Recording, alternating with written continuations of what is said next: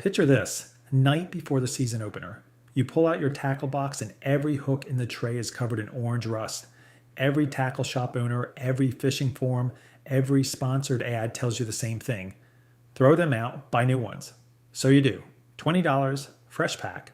You head out the next morning and the guy across the water, running decade-old gear, is pulling in fish after fish. You're getting nothing.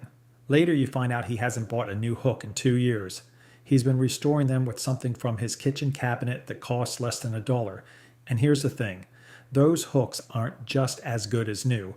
The chemistry says they may actually be better. I'm going to show you exactly why and exactly how to do it yourself. By the end of this video, you will never throw out a rusty hook again. Smash that subscribe button and hit the bell so you don't miss a single video where we uncover the secrets they don't want you to know. And stick around because the last method I'm covering uses the same science museums use to restore ancient iron artifacts. Tackle companies are hoping you never hear about it. Let's get into it. Number 1, the $1 agent. Number 1, white vinegar, $1 at any grocery store. That is the whole secret. The tackle industry sells premium hook restore sprays at $12 to $15 a bottle.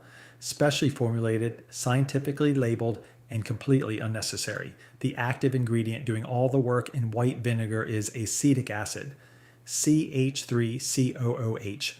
When it contacts iron oxide, Fe2O3, the actual compound rust is made of. It triggers a reaction that converts solid rust into iron acetate. Iron acetate is soluble. It wipes away. Done. Check the active ingredients on that $15 spray bottle. Acetic acid derivative, every single time. Translation, the tackle industry is selling you a $15 bottle of dressed up vinegar. The chemistry is identical. The markup is a scam. Number 2, what rust actually is number 2. And this one collapses the industry's entire argument. Rust means structural failure, they tell you. The hook is compromised, weakened, ready to snap. That is not chemistry. That is a business model. Rust is iron 3 oxide, Fe2O3, a surface-level oxidation layer. Fishing hooks are made from high carbon steel alloy, typically 1060 to 1080 carbon steel. In early and moderate stages, the oxidation is surface only. The core steel grain structure underneath is intact. Fe2O3 sits on the metal. It does not penetrate it, which means the vinegar isn't repairing a broken hook. It is removing a coating from a hook that was never broken in the first place. Translation, that rusty hook you threw in the trash last season, its skeleton was most likely completely fine. They convinced you to throw away a perfectly good tool because it had a dirty face. Laughs number 3, the lethal. Factor number 3, the penetration advantage. This is the reason this video is called what it's called. And this is what the tackle industry really doesn't want you to know. Factory new hooks are smooth, polished, finished. And smooth sounds like quality, not swear until you understand fish biology. I bet you didn't know that smooth may actually be working against you on the hook set. A fish's lip tissue is layered, mucus, epidermis, and a collagenous connective layer underneath. Research published in Science Direct in 2025 on fish tissue biomechanics confirmed that hook penetration must pass through all of these layers on the initial strike. A factory smooth hook has low surface friction. It can slip across mucus-coated tissue before the hook set commits. A lightly acid-etched restored hook has a micro-textured surface. The acetic acid reaction leaves behind microscopic texture that grips tissue on contact, reducing slip, increasing penetration. Speed, requiring less force from you. Translation, that restored hook may actually grip faster on the hook set because it has something a factory hook doesn't, bite. The tackle industry polished your hook into mediocrity. $1 of vinegar gave it a real edge back, literally. And if you're finding this breakdown useful, hit the like button. It really helps the channel cut through the noise. Number 4, the exact protocol. Number 4, the correct restoration process. Because a 30-second dunk is not the method. Fully submerge your hooks in undiluted white vinegar. For light rust, 1 to 4 hours. For moderate rust, 6 to 12 hours overnight. Wipe with a cloth or light steel wool scrub to remove loosened residue. Rinse, dry completely. Need it faster? Bring a 1-to-1 vinegar and water solution to a simmer on the stove.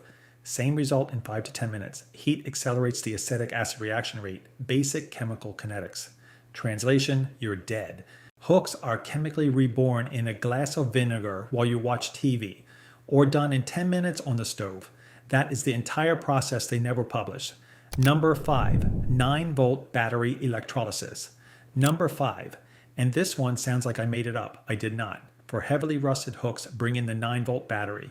Here's the full setup. 1 9-volt battery, 2 short copper wires, a tablespoon of baking soda dissolved in water, a piece of scrap metal, and your hook. Under 50 cents total, and the setup is reusable. Attach the negative terminal to your hook, the cathode. Attach the positive terminal to the scrap metal, the anode. Both go into the baking soda solution without touching. The current drives a reduction reaction at your hook. Fe2O3 converts back into elemental iron. The rust migrates to the anode and is destroyed there. No acid, no scrubbing, no damage to hook geometry. The tackle industry doesn't want you to know this is the same process. Used in museum artifact conservation or running off a 9-volt battery from a smoke detector.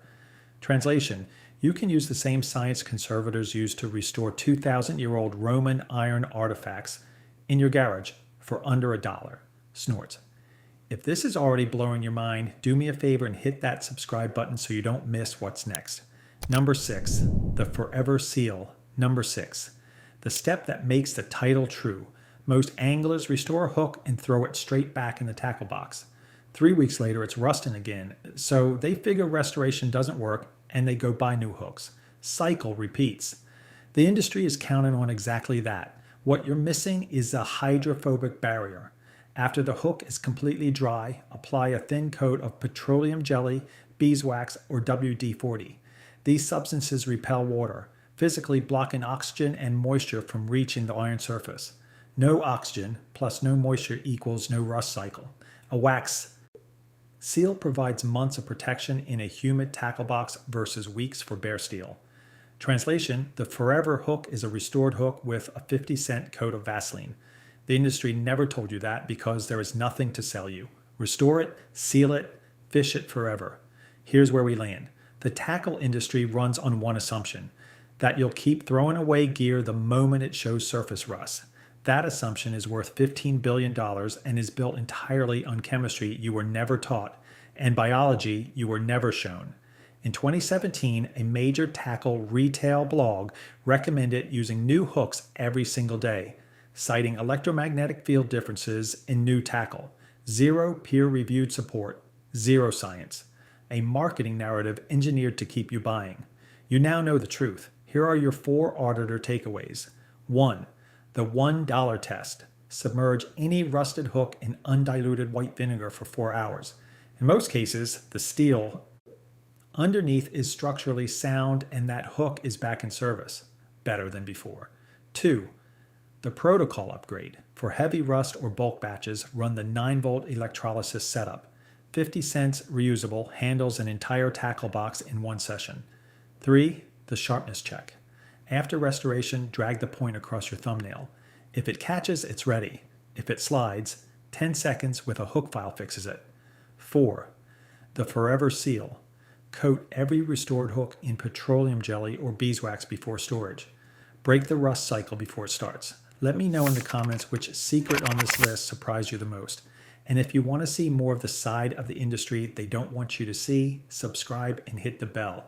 I'll see you in the next one.